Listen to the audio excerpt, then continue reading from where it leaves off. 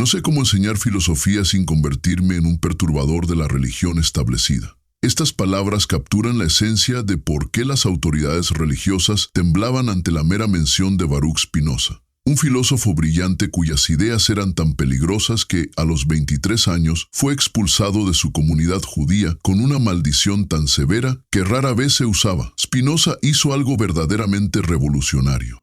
Desafió los cimientos mismos sobre los que se construía la autoridad religiosa. Hoy exploraremos por qué este tranquilo pulidor de lentes se convirtió en una de las figuras intelectuales más temidas de la historia. En el corazón del miedo religioso estaba el concepto revolucionario de Spinoza. Dios no es un ser sobrenatural que nos vigila, sino que existe como la naturaleza misma. Deus sive natura, Dios o la naturaleza, proclamó, eliminando efectivamente la distinción entre creador y creación. Esto no era simplemente un juego de palabras filosófico, era un ataque directo a los cimientos de las religiones abrahámicas. Spinoza rechazó audazmente la idea de que la Biblia era la palabra literal de Dios. En cambio, la veía como un documento humano, lleno de metáforas y alegorías que reflejaban la comprensión de los pueblos antiguos. Escribió que las Escrituras enseñan solo cosas muy simples, que hay un solo Dios o un ser supremo único, que solo Él debe ser adorado, y que se preocupa por todos los hombres, especialmente por aquellos que lo adoran y aman a su prójimo como a sí mismos.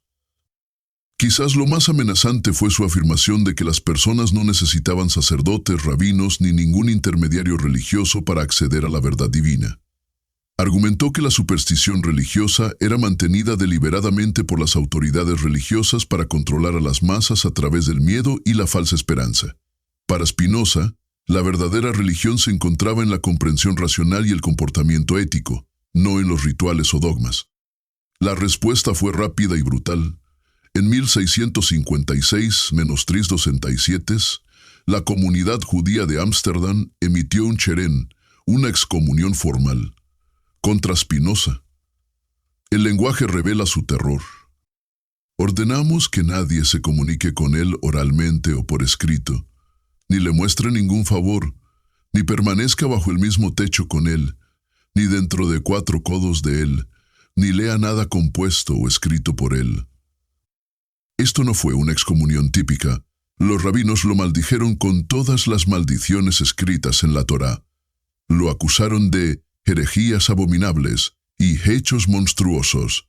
Lo que hizo que esta excomunión fuera particularmente significativa fue que se entregó sin especificar un camino de regreso. Estaba destinada a ser permanente. Incluso sus antiguos maestros lo repudiaron.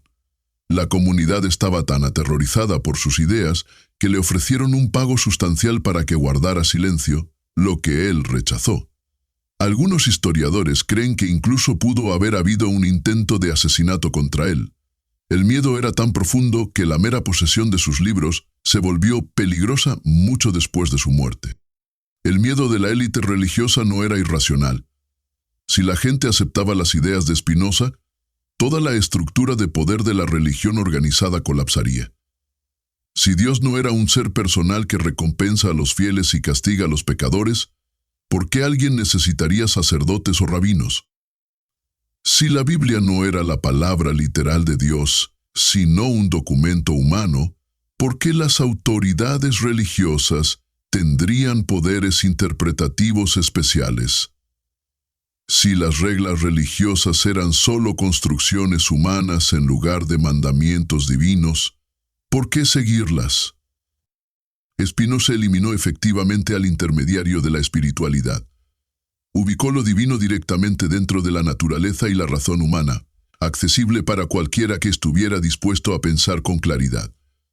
Esta democratización del acceso espiritual representaba una amenaza existencial para las instituciones religiosas que derivaban su poder de la afirmación de un acceso exclusivo a la verdad divina. El miedo se extendió más allá de las preocupaciones teológicas hacia el ámbito político.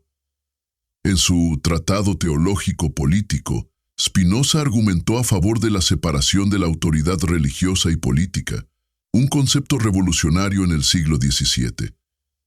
Sostenía que la religión no debía dictar la política del Estado, y que el Estado no debía imponer la conformidad religiosa. Spinoza defendió la libertad de pensamiento y expresión, argumentando que suprimir ideas socava la misma estabilidad que las autoridades religiosas y políticas afirman proteger. Cuanto más intentan restringir la libertad de expresión, más obstinadamente se les resiste, escribió. Estas ideas desafiaban directamente el poder tanto de la Iglesia como del Estado, sugiriendo que su autoridad no se basaba en un derecho divino, sino en la manipulación y el control. Su visión de una sociedad en la que las personas pudieran pensar y creer libremente, sin persecución, era radical. Significaba que las autoridades tradicionales tendrían que persuadir en lugar de ordenar, una perspectiva aterradora para las instituciones acostumbradas a la obediencia incuestionable.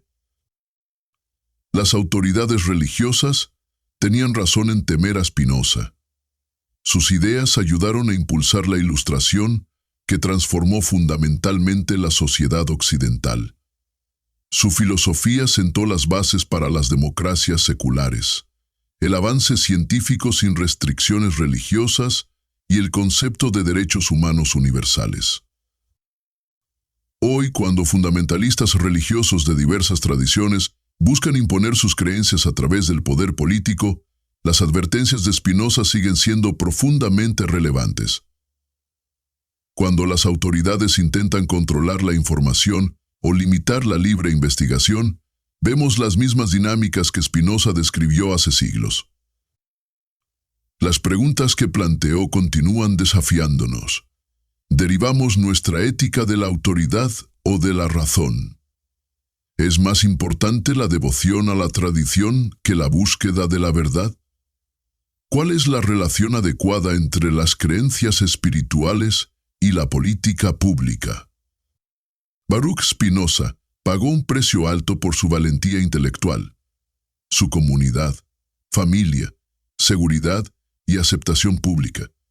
Sin embargo, persistió, trabajando en silencio como pulidor de lentes mientras desarrollaba uno de los sistemas filosóficos más profundos de la historia.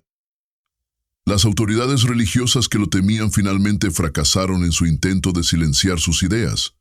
Quizás esa sea la lección más importante de la historia de Spinoza. La verdad tiene una persistencia que supera incluso a las instituciones más poderosas. Como él mismo escribió, he procurado no reírme de las acciones humanas, no llorarlas, no odiarlas, sino comprenderlas. Esa comprensión, racional, compasiva y libre de supersticiones, sigue perturbando a los poderes establecidos, precisamente porque ofrece un camino hacia la verdadera libertad, tanto intelectual como espiritual. Por eso lo temieron entonces. Y quizás, por eso algunos todavía lo temen. ¿Qué opinas sobre las ideas de Spinoza? ¿Crees que su filosofía sigue siendo relevante hoy en día?